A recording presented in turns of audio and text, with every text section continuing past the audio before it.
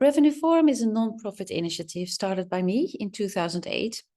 And currently we organize webinars. We hold these on Thursdays on a regular basis, around every other month or so. We also have half-day seminars. We do this in 12 cities and 10 countries. Coming seminars will be held in Vilnius, Riga, and Tallinn from the 16th to the 18th of April. And I will give some more information about this at the end of this webinar.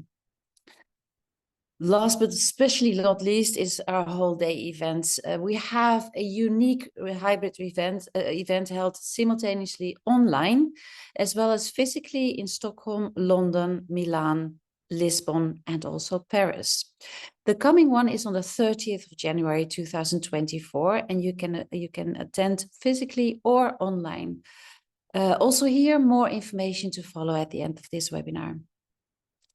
This is the final webinar of the year, and traditionally this means that the topic of this episode is travel statistics for the hotel industry. And as usual, we have invited an expert panel to show their insights and statistics. Now, before we start introducing our speakers, let's see if we can make a prediction. As Niels Bohr once said, predictions are very hard to make, especially about the future. And I think we would like to test to see if our participants can make predictions. And for that, we use a poll question.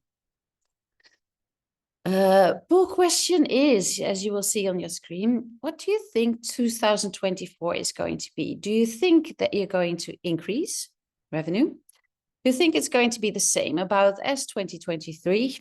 It's going to be less, or no idea, very difficult to say. Okay, now let's see. How do you think 2024 is going to be? An increase in revenue, says 55%. Nice. About the same, 27. Less, 7%. You're all very positive, I think. And 11%, more difficult to say. And I must say it is also the truth. An increase in revenue, it's interesting. I think it's time to introduce our speakers of today.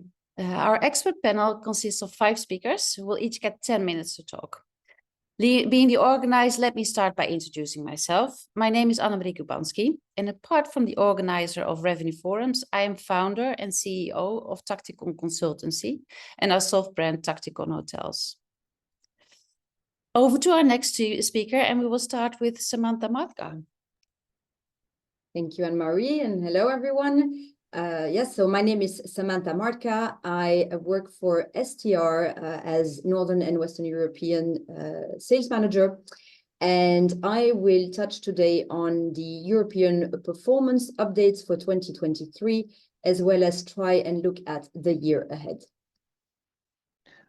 Hi, everyone. My name is Neil. I'm the director for the Nordics at Expedia Group, sitting here in Stockholm, actually here in Copenhagen today. My plan today will be to talk about some larger trends in travel that we see globally that we managed to get some information on. So what are people looking for in 2024? Patrik? Yes, another guy in Stockholm. So Patrik Wennerland, Amadeus. I will also take you through the wonderful world of statistics, the GDS booking data and hotel performance, and some travel trends looking into 2024, which I hope you think will be interesting. So that's me, and over to Riikka. Hey, good afternoon from Helsinki. So I'm Riikka Keppola, I'm with Mews, and I work with groups and chains here in the Nordics, but also in Southern Europe as well. And my topic today is beyond room revenue, where I try to give you some inspiration on what other metrics could you look at besides some of the more traditional ones. Looking forward. Hi everyone, my name is Bram from Berkel. I'm Chief Commercial Officer at Juyo Analytics. We're a business intelligence platform for hotels. And in today's presentation, I'm going to take you through some steps you could take to make tactical sense of the data presented in today's webinar and apply it to your own business. Thank you all for that. I think we have an amazing 50 minutes ahead of us. I've been looking at the presentations and I'm so looking forward to it. Over to our first speaker, Samantha. Yes, so hello again. So like I said before, my team and myself look after all of the hotel clients across Northern and Western Europe at STR. So that will touch on the Nordics, through the Benelux, France, UK and Ireland, and then all the way down to Northern Africa. And so I am here today to give you an overview on Europe's hotel performances in 2023, as well as look on what is going to happen in the year ahead.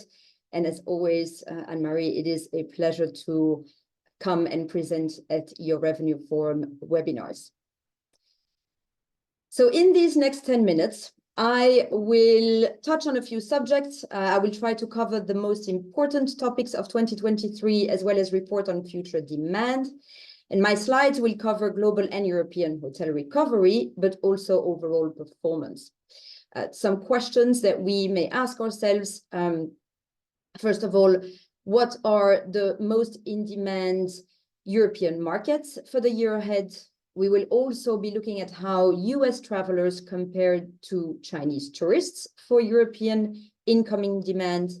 And while it is interesting to know which markets have recovered best, we also want to look at how hotel classes have progressed in their recovery, as well as how segments have been doing.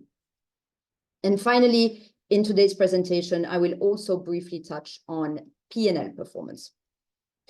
So for those of you online who are less familiar with STR and what we do, we are the global leader in benchmarking data, analytics, as well as marketplace insights for the global hospitality industry. And since 2019, STR forms part of the CoStar Group, a member of the S&P 500, as well as the NASDAQ 100. We as a company report on more than 10 million rooms globally, and that represents over 79,000 hotels that participate to our program. In 2023, global hotel room supply grew by 6 to 7% approximately versus 2019. Also, let's not forget that Airbnb has grown its supply in the past few years. So while from a hotel room supply alone, there are an additional 1.5 million rooms to sell per day, it does put the numbers on this slide under a new perspective. While Europe or the US are still 4 percentage points away from year-to-date occupancy levels in 2019, in reality, the amount of rooms that have been sold is far greater than that. In terms of European hotel demand, 2023 has completely recovered versus 2019, as you can see on this slide. And from a pricing perspective, we all know by now that we have recovered from 2019 levels. The increase in ADR has hugely contributed to the profit margins of hotels, even if occupancy still sits just a few percentage points behind. One of the regions globally that has had the biggest increase in ADR has been Northern Africa, with an 81% jump over 2019. So as you can see on the slide here, the light blue dots represent a percentage increase versus the dark blue, which are the actual performance figures of this year. And since comparisons to 2019 are starting to feel like a world away, if we look at European hotel performance versus 2022, we can conclude that occupancy is still on the rise. And while ADR growth is slowing at some point, it is still sitting ahead of Europe's current inflation, which is 3.6 year to date. If we remove inflationary increases from current average rates, represented by the light blue nominal ADR, we see that even then, prices have been sitting nicely over those of 2019, represented by the dark blue real ADR. Having looked at historical performance, let's see what the next few months have in store for us. So on average, European capitals are currently sitting at an 5% over last year's occupancy levels for the next 3 months ahead. So that's the next 90 days. And with the exception of Istanbul, future pace for Europe is looking positive across the board. Some cities are attracting stronger demand than others, however, of course. And on a full year outlook, Edinburgh and Dublin stand out as those with the longest lead times, as their demand surpasses their European counterparts all through to September 2024. When it comes to specific events, the Paris Olympics of next summer are attracting very high demand already, with occupancies reaching 55% as at the 4th of December. So the figures that you see right here date from just 10 days ago.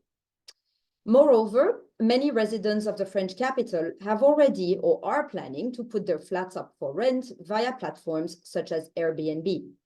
It will therefore be interesting to see what the final figures will look like once the Olympics are over, as we have already seen in past years that the initial hype of skyrocketing prices eventually resulted into low RevPAR performance due to disappointing occupancy levels.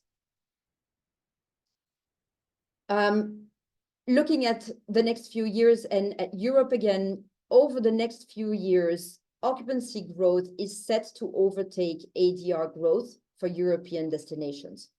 So again, looking at this slide here, the ADR, which is represented in red, as you can see, is taking less and less space in the growth trajectory, and occupancy is that which is still growing at a higher pace, even though in slow numbers.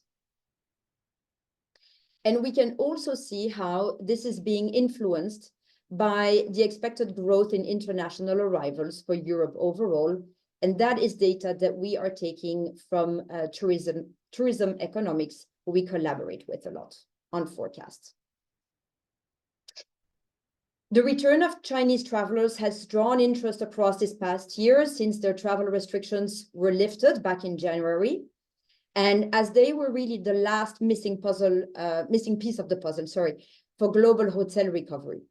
But when focusing on Europe, it is noticeable that it is the US who has had far more weight on overnight arrivals into Europe.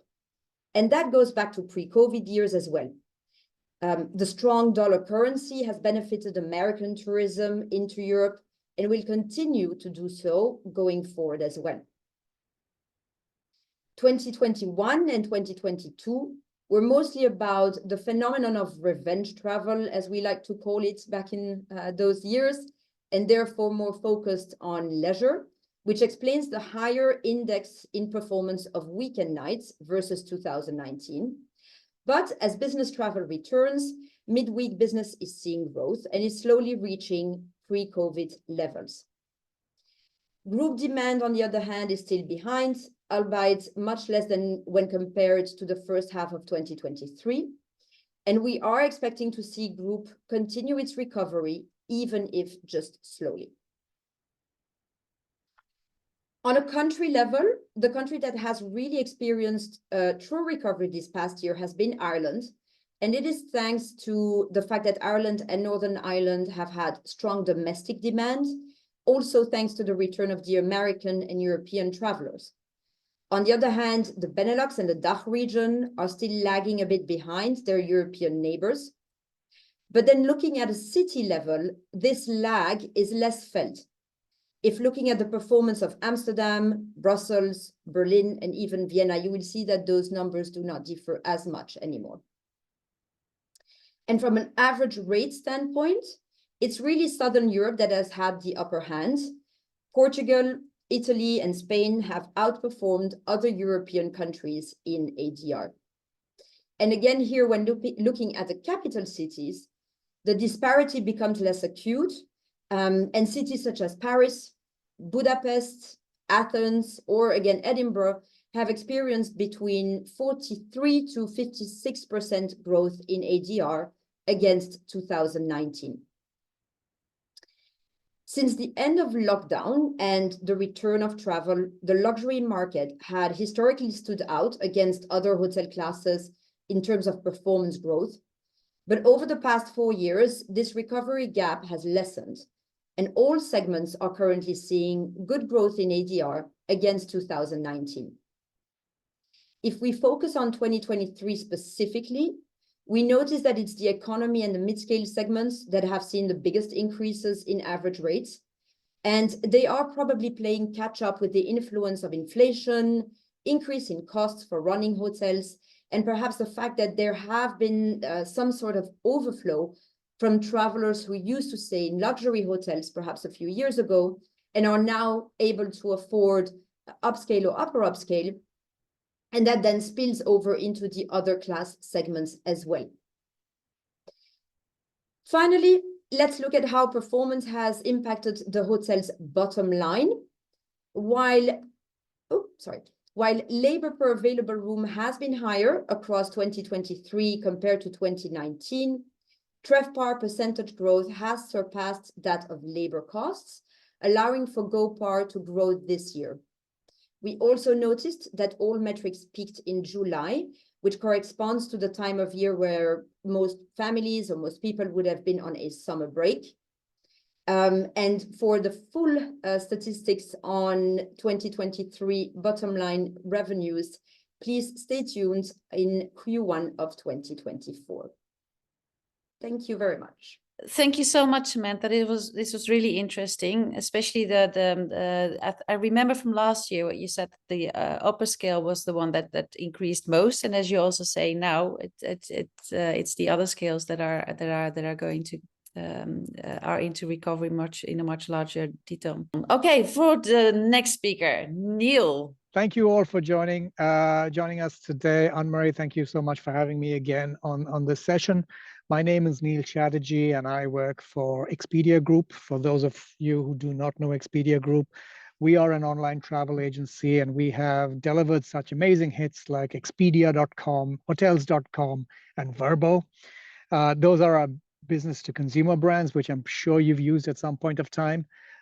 What's interesting now, of course, is that we are also a major player in the B2B business, and that is something you'll hear a lot more from us moving into 2024, where we work with more than 50,000 other travel agents, both mom and pop places, our travel agency program, and big clients like Walmart or Chase to deliver amazing travel products deliver travel to their customers. What I'm going to be talking about today is first and foremost giving you a little bit of some numbers about what Q3 looked like, starting at Q4. What we did see was that our search volumes really held steady with the previous quarter, but there was still a good 10% year-on-year growth. What we are seeing from traveler behavior is that we are seeing, as we head into Q4, Q1, it's very, very short term in the next 0 to 30 days, where we're getting a 10% increase. And the big increase also is coming 180 days out. So we are looking almost into spring, early summer, where there's been almost a 20% increase. Events, I think Samantha also showed you what the Olympics is looking like for Paris. Events continue to drive tourism. We had the Beyonce effect and the Taylor Swift effect. So I'll be talking a little bit about that today. And then the fun part, of course, is that the secondary cities in Europe also grew in popularity. So it wasn't just the Parises and the Londons and the Romes, but there was also a lot of good interest in smaller cities. As part of my presentation today, what I'm going to talk about, I'm going to be talking about global trends, and these are a little bit more vibe stuff.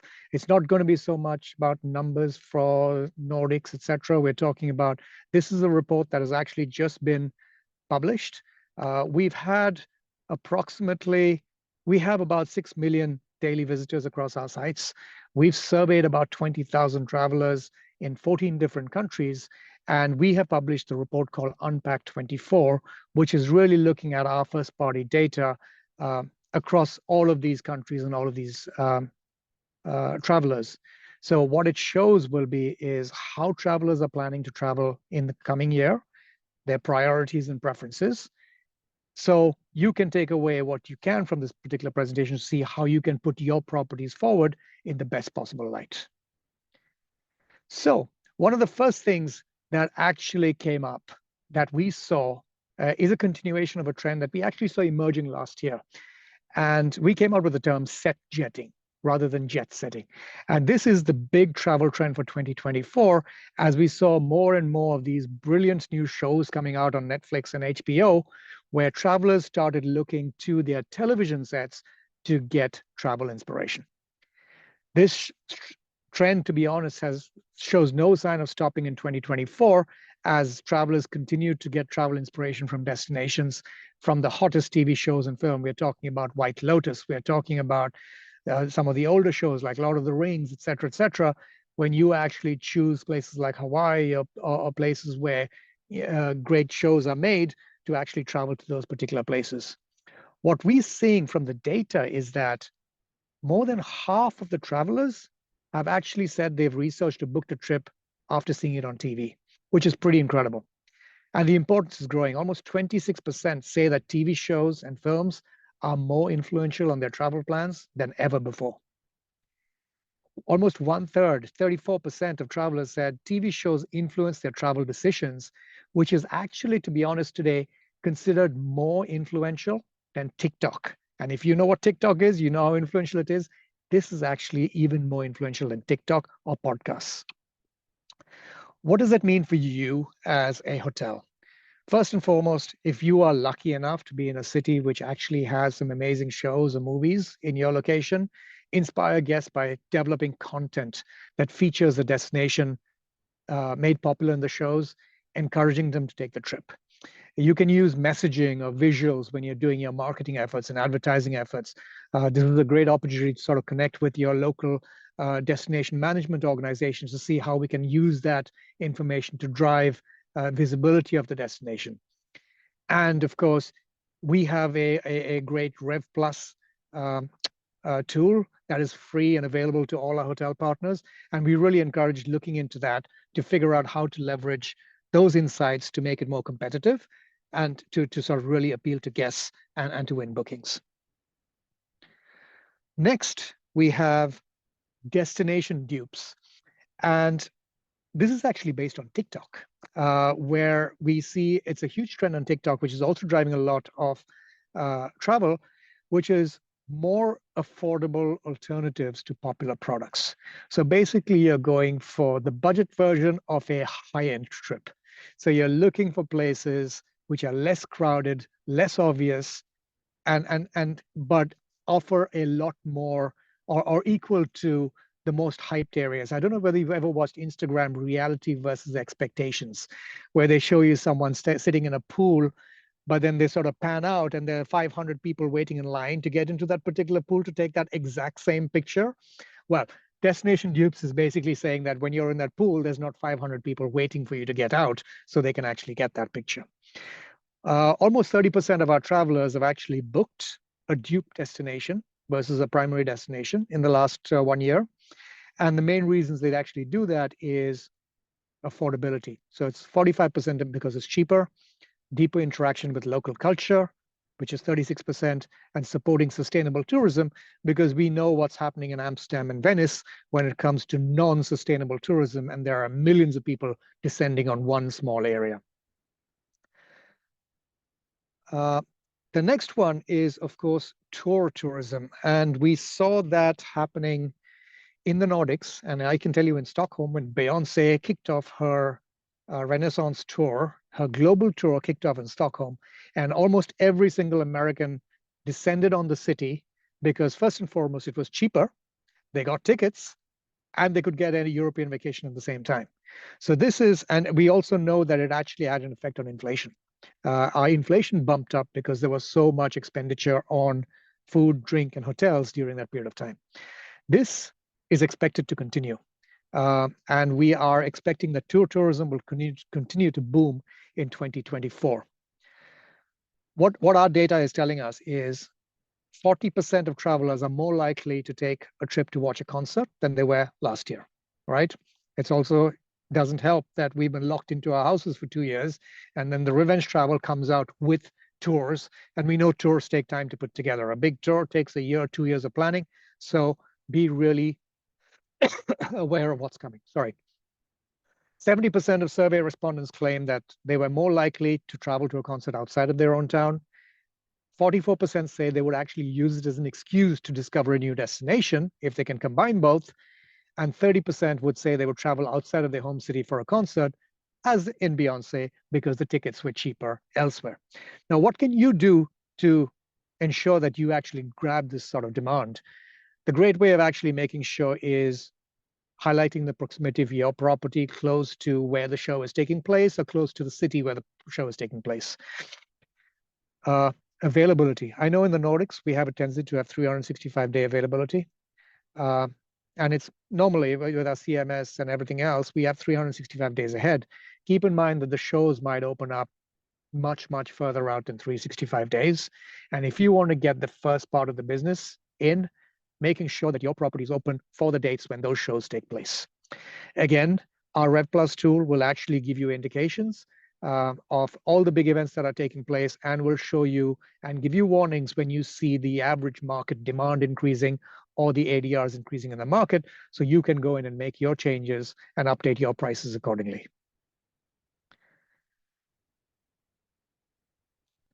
I'm not going to go very much into the next few. Vibe check-in, that is a really cool thing that's come up.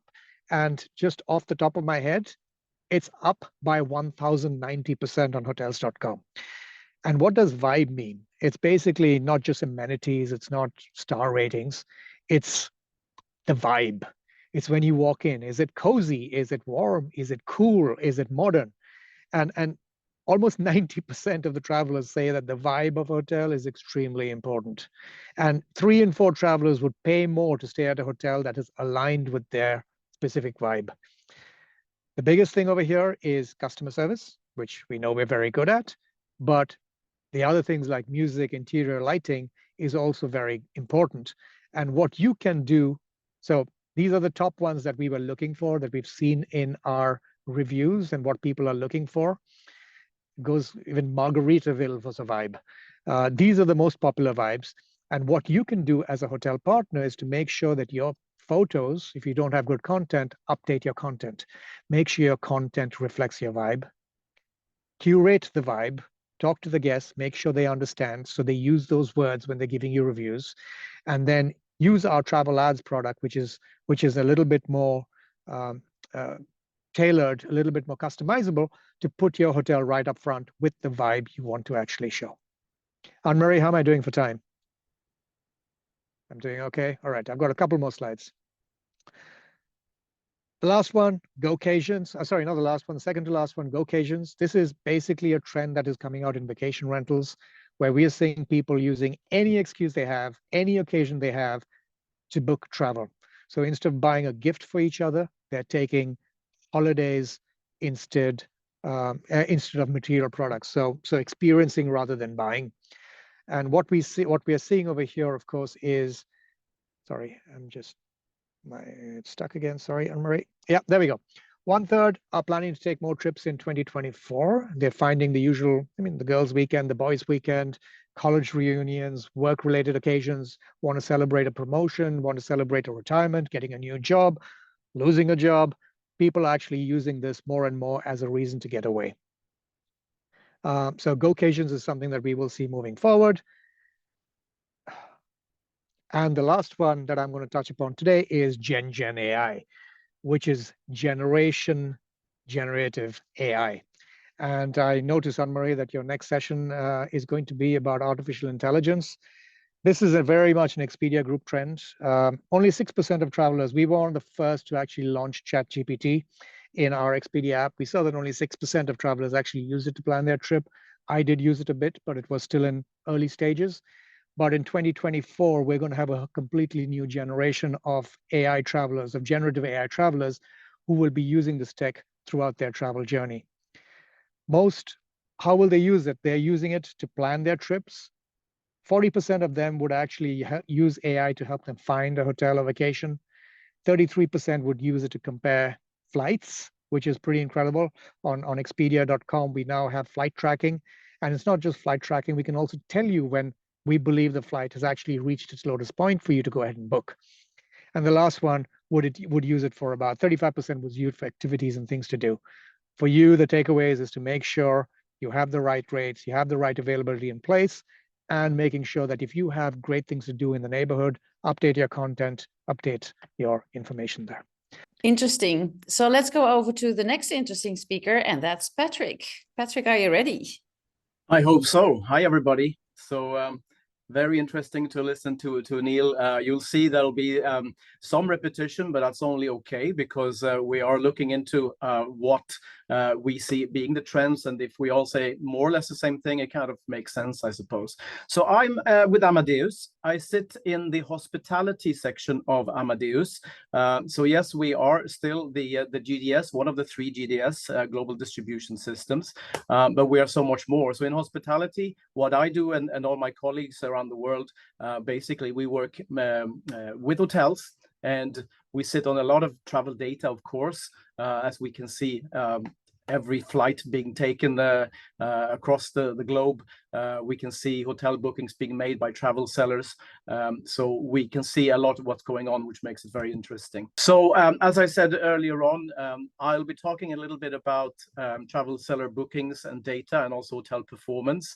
And then we will finish off with what we have discovered are the 5 major travel trends going into 2024. There are others, but these are the ones that we have uncovered.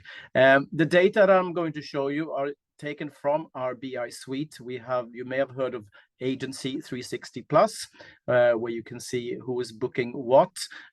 We also are using Demand 360, where we can look at occupancy for future dates, and the Revenue Strategy 360, which is our rate shopper. So let's see if we can go to the next slide. There we go. Okay, so the first thing we pulled here was having a look at who has booked air travel to Europe for next year already. So, and as you can see here, number 1 spot is occupied by the USA. That was the same pre-COVID, and they maintain the number 1 position there. So the US travelers are traveling, which is a good sign for our industry, of course. Other noticeable thing here is that, and it's no surprise, that most other countries here that have booked travel into Europe so far into next year are in fact European countries. So with the exception of Argentina squeezing in here in the 10th place. No surprise there, obviously. Let's go to the next one. And this one is a little bit of apples and oranges. So what we see here again is, if we're looking at the top destinations, not just who has booked and where they're coming from. So we're comparing the top destinations for what's been booked into Europe for 2024 compared to the full year of booked and consumed travel in 2023. So basically, you can see some seasonal shifts here, but they are really the usual suspects in different orders here. So destinations maintain their attraction, obviously. Spain, Italy, UK, France in different orders here, but they are the top destinations, of course. Okay. So next slide again. Okay. So what we want to look at here is occupancy on the books by region for December 23, so now, versus the same time last year and pre-pandemic, so 2019.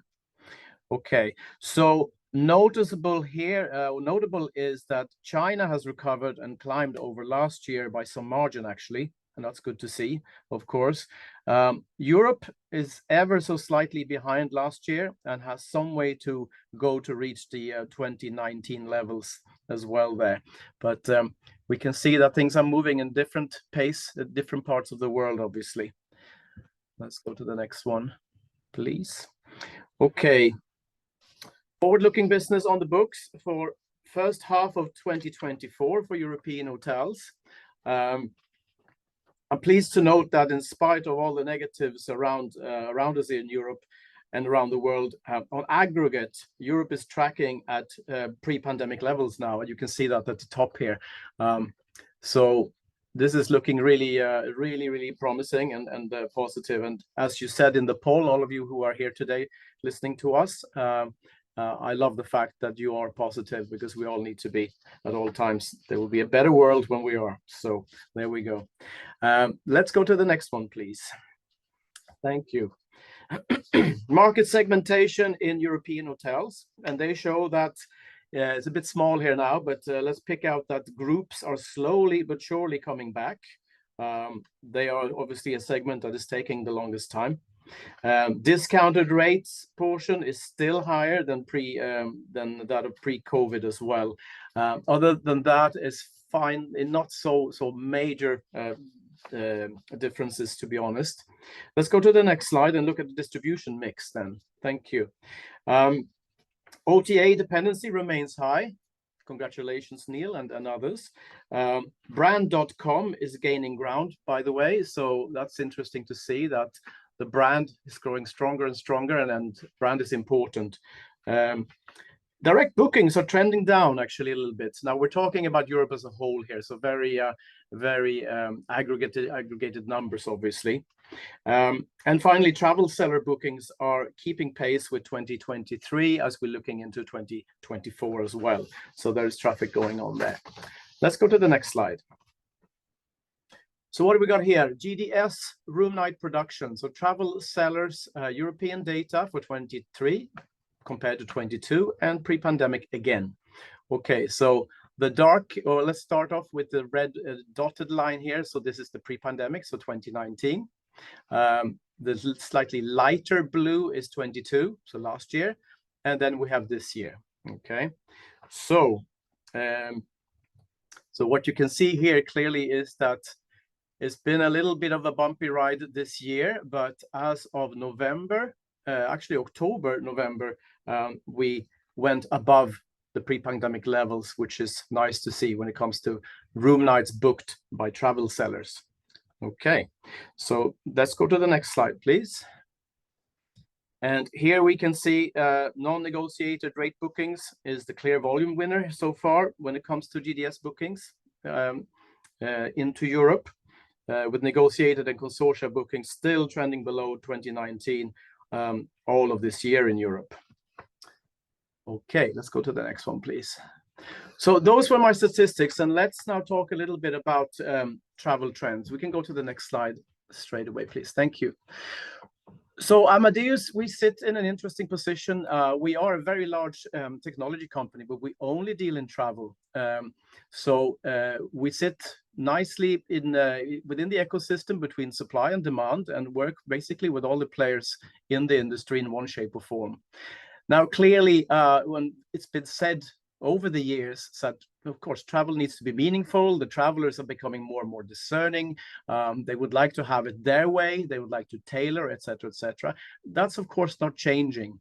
So Amadeus, basically each year, we consult industry experts from around the world to get a glimpse into the future. And of course, we've done it this year as well. So let's bring up the top 5 trends, what we see or what we hear from all our partners, what's going on.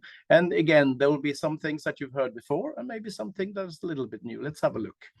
So if we can go to the next one. Yes, you heard about music tourism. So it is big, event tourism, but specifically music. I think Niels already said it that you know, musicians were not getting out during the pandemic. They wanted to play, and we as the audience, we wanted them to play for us, and we couldn't really see it. So there was a hunger. The hunger is still there a couple of years down the line. Let's go to the next slide, please. Thank you. And yes, if we have some examples here, Coachella this year in California, 500,000 attendees, and you can see the impact on the economy locally there, $1.5 billion because of the Coachella concerts themselves as well. 1.1 million people visited the UK to attend concerts in 22. So as soon as they opened the doors and we were allowed to do it, people really wanted to see concerts and see music live again. No surprise here. Let's go to the next one, please. Neil spoke about Beyonce, and of course I have to do the same. Maybe the two of us like Beyonce a little too much, who knows? But What I remember from the concerts in Stockholm was that Beyonce was not very happy with the audience. We were apparently not jumping up and down and being enthusiastic enough, but we still gathered 80,000 boring people that came to the concert. So there we go.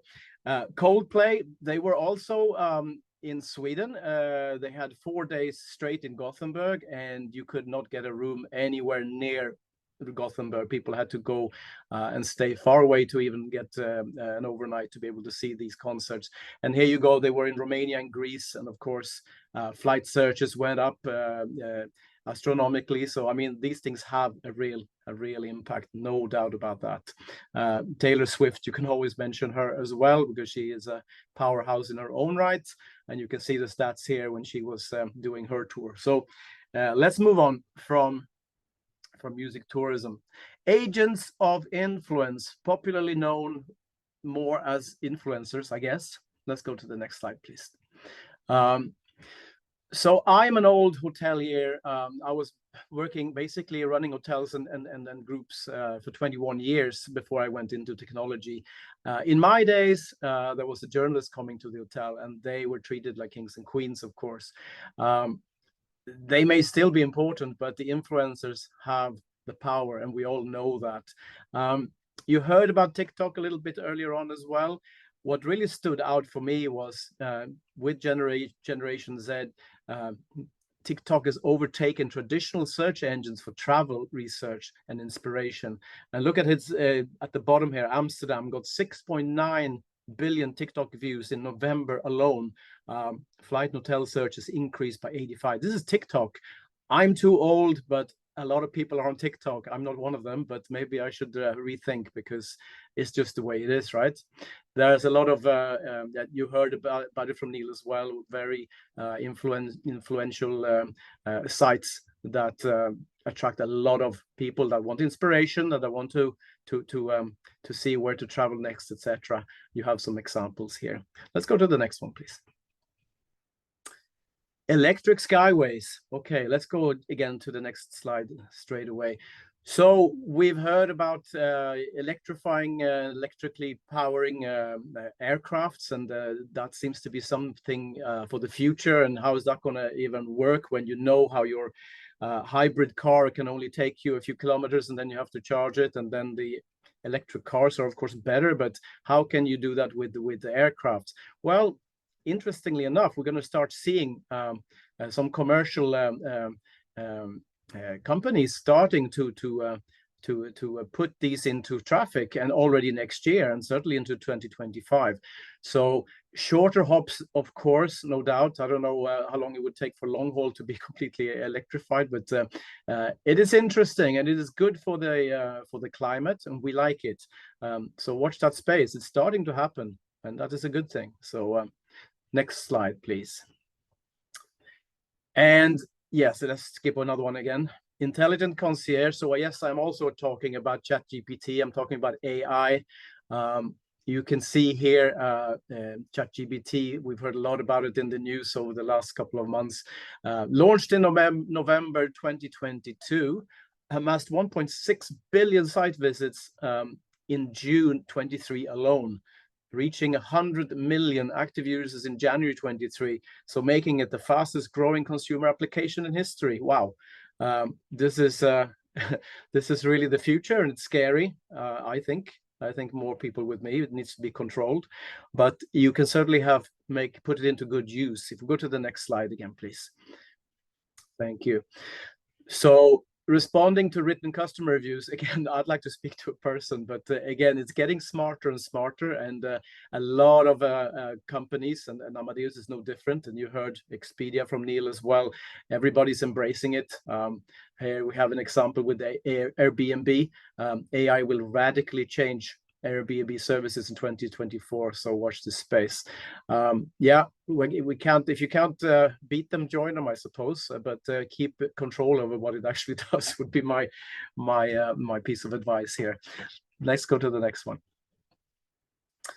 Business Lux Light. Okay, let's jump again. Thank you. So business class flyers no longer always wear suits. Yeah, we've seen that. We know that. all the different generations want to get in front of the, sit in the front part of the plane. There's also much more happening with regards to, we always had the economy class, we've had the business class and the first class, for example. It's more merging together now, and these are the trends that we're seeing. People want to get maybe a little closer up away from economy, but maybe cannot afford the full business, for example. Some people can, and they want even more customization, etc. So of course, the airlines are not stupid. They're seeing what the demand is like, and they want to cater to it. Let's skip to the next slide as well, please. So you have scaled down business class options. Emirates and Qatar Airways are maybe leading the way here in terms of showing that here's a little bit more comfort for you, but still at an affordable price. More luxurious, what we call the Lux seats.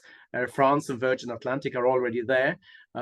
Customizing business class options also. Air New Zealand, Lufthansa are already there doing that as well. So it is kind of giving the travelers more options, and that's what it's all about. So you can find what suits your comfort level and what your wallet, basically. So this is something that we're seeing is changing in the industry. I think that was the last one. So let's see. Here we go. You have my email address here. If you have any questions, anything you'd like to point out, or if you'd like a copy of the presentation, please email me and I will respond. And thank you so much, Anne-Marie, for having me back on here. It's a pleasure to be here, and I hope some of this information was useful for you. Thank you. Thank you so much, Patrik. And without further ado, let's go over to Riikka. So hi again, everyone. I'm Riikka from Mews. I'm actually really new with Mews, only 4 months in, but I've been around the industry for quite some time, well over a decade, and it was really nice to see a lot of familiar names also on the list of participants. And indeed, I work with groups and chains in Nordics, but also in Spain, Portugal, Italy, and France.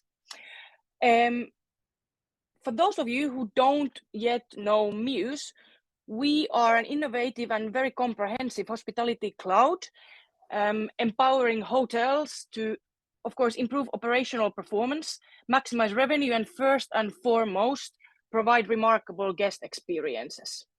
Globally, we have around 5,000 customers using our hospitality cloud products. And at least to me, one of our definitely biggest USPs is our marketplace, where we have direct integrations with the best companies in hospitality tech. And actually, in fact, all other companies presenting here today are also among the Mews integration partners. So it kind of feels like cozy in here. At Mews, we tend to look at things a little bit differently. So as everything from technology, to customer behavior has changed so radically, the way we see it is that some of the old metrics and ways of working just don't do the trick anymore. So talking about customer behavior, it's really a fact that today's guest, the modern guest, just expects more in many ways. So, sorry, I'm trying to change the slide. As this is the revenue forum, and as the guest is at the center of everything we do at Mews, I want to spend my next few minutes sharing with you some data, some ideas, and hopefully also some inspiration on how you can maximize revenue from the demanding modern guest. And of course, it all comes down to diversification. As with diversifying revenue, you can make sure that you adapt to the modern guests' needs, you offer them the experiences that they actually want, you optimize your resource utilization, and of course you earn money, and you also get more satisfied guests as a result. Swapping on to the next, swapping to the next slide. So speaking of those old metrics, so while at Mews we help hotels to monitor and also improve on the metrics which are the standard in the industry today, we also always look a little bit forward to prepare for what's to come. So some of the thoughts we have on these old metrics is that, for example, instead of occupancy on room level, we should look at resource utilization on property level instead. And instead of revenue per average room, we should focus on maximizing revenue per average guest, because there's so much more at the property than just the rooms. And instead of a room revenue, we should look at customer lifetime value. And employee roles should not remain static. That's both ineffective, but that's also disengaging towards the employees. And instead, we should aim for more multifunctional roles across the property. And then there's, of course, the siloed data, which is always an issue in the industry. This kind of siloed data can actually handicap your operations, or at least it makes you partially blind in terms of the performance of your business, and thus much less effective as well. So data structures, in our opinion, should be built to empower interoperability instead of creating silos. Moving to the next one. So one exciting angle to consider in terms of revenue diversification is, what are those spaces at your property which you could potentially turn into profit? So spaces that maybe currently cost you money but don't bring you anything. For example, could your lobby areas turn into co-working spaces, or could you finance a fitness center at your property by getting the community to join? Or could you, with the right technology, handle multiple bookings in one day for your meetings and event spaces? One great example that always comes to my mind from hybrid hospitality is the social hub. They use Mews to power their operations. They have 18 properties. They have about 10,000 rooms. And within their properties, they also have 250 offices, 1,200 co-working spaces, and 1,000 membership spaces. So that's really what I call hybrid hospitality at its best. And then last but definitely not least, could you earn significant ancillary revenue from parking? We have some pretty mind-blowing examples of properties who have earned even up to 100K in additional revenue within a year by connecting parking to their PMS. The Julius in Prague is one such example. So guests reserve basically parking through the booking engine, and then the inventory automatically updates within the PMS. Talking about these spaces, so spaces are just one example of services that can be easily made bookable to guests with the help of technology. And overall, we've seen a rapid increase in terms of number of properties who are offering these additional bookable services through our platform within the past 2 years when we've had this product available. At the moment, 1 in 5 Mews properties roughly is diversifying their revenue through bookable services. And this has increased 43% year over year. So 2023 versus 2022. And the average monthly generated revenue from bookable services has also increased. The average extra revenue per reservation that hotels can expect to earn, of course, for those reservations where bookable services are added, is 192 euros. So we're not talking about a small amount here. And the most used additional bookable spaces across hotels at the moment are parking spots and meeting rooms, with parking definitely being the more lucrative one of the two, bringing hotels roughly 3,600 euro additional revenue per month. Moving on, another interesting angle. So besides the actual booking process, another hassle-free, super cost-efficient, and fully tech-powered upsell channel is online check-in. So in 2023, we've seen 1 in 6 guests checked in online. This year, this remained very similar year over year, but where the big opportunity lies is actually that there was a 90% increase in terms of upsells done during online check-in. So imagine if the number goes to 2 out of 6 or 3 out of 6, what is the impact on the ancillary revenue you can create during online check-in? And the average upsell revenue per reservation was at 31 euro, or is at 31 euro, with the top 5 most popular ones being breakfast parking, early check-in, late checkout, and drink on arrival. As we are running out of time and we need to leave time for Bram as well, just to summarize, think outside the box. What are the bookable services you can monetize on at your property with the help of technology? And essentially, the most popular upsells should be easy to put in place and manage through your PMS. And online check-in is definitely worth promoting because it really boosts upsell revenue. Thank you very much. Please be in touch if you have any questions later on. Let's go without further ado to our next speaker, who is going to be Bram van Berkel. Hey, Annemarie. Hi, everybody. And thanks for having me on the event today. My name is Bram. I'm the Chief Commercial Officer at Juyo Analytics. So I take care of anything related to sales, marketing, and partnerships for Juyo.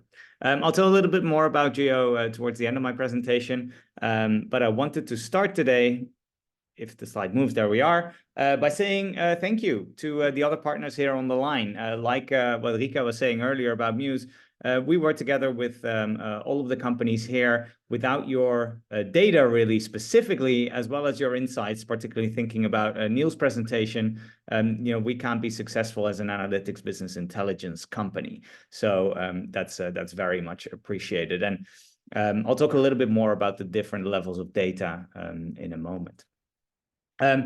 What I want to do today in the presentation is talk a little bit about how we can take the data and the trends that were presented today and translate those into applicable insights within your property. What can you actually do with them, and how can you make that data more usable?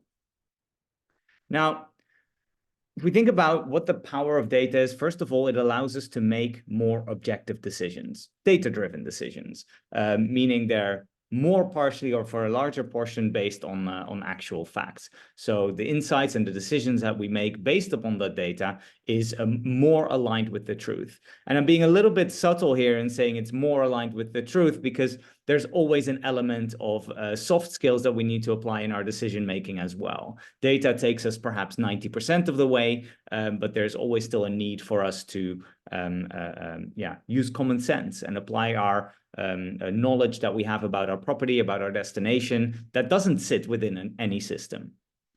And finally, in the last point here on the right, we use data to provide context. This is a very, very important point that cannot be underestimated. And I particularly look to STR here as an example. So we integrate data, benchmarking data from STR into our business intelligence tool.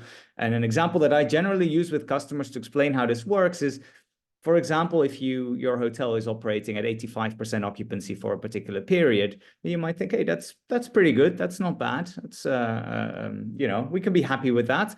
Close the door and go home.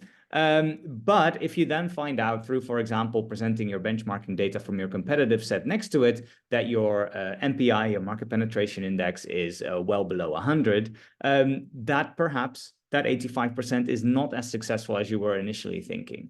And it's this type of context that we can derive from external data and really understand what the data means, not just based on our own frame of reference, but based on actual events happening in the world of your hotel.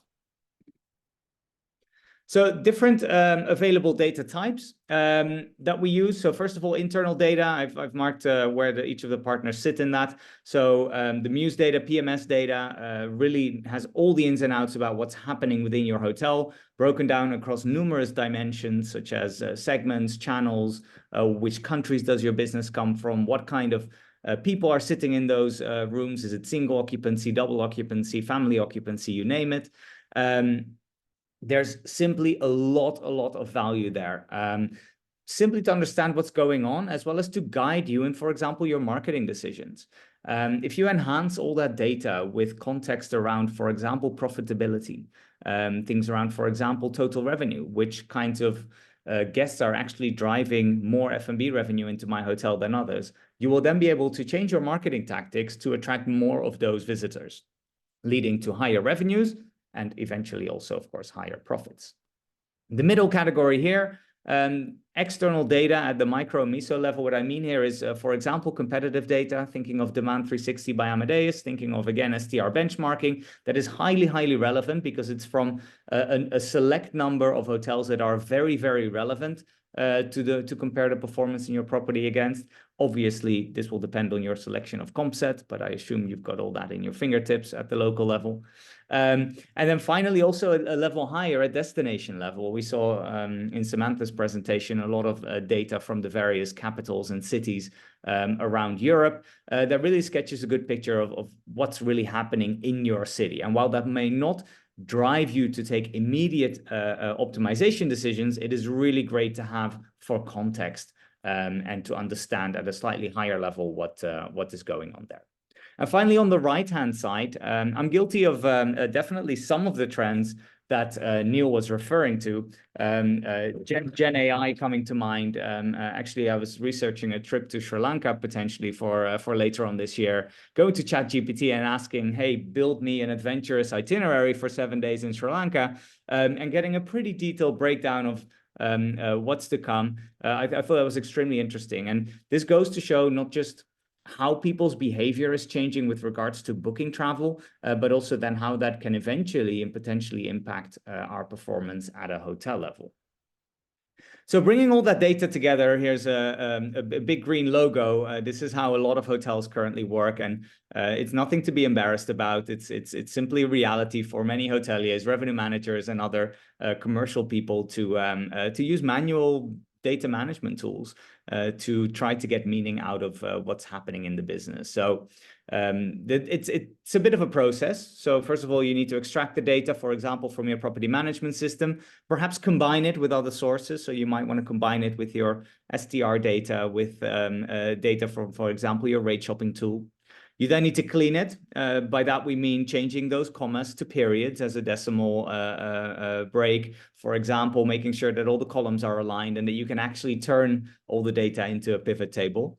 And then you need to structure it, for example, with the pivot table or any other kind of element, and then visualize it to actually do something with it. Think of, for example, a graph or a chart. And that's quite a laborious process, which is kind of why I wanted to talk about it, because it's really holding hotels back in making the most out of using data in their day-to-day decision-making. So the great thing is, once you've done this for December, let's say, and then you want to go back and do this for November, you pretty much have to start from scratch.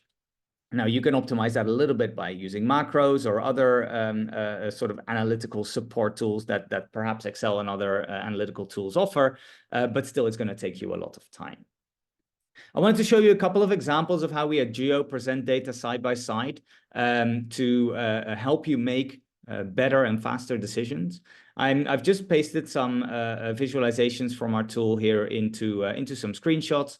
You can see here how we present to you data from, for example, Amadeus Travel Click, from Demand 360, Agency 360, the tools that Patrik discussed, as well as, for example, rate shopping data or market insight data from other tools.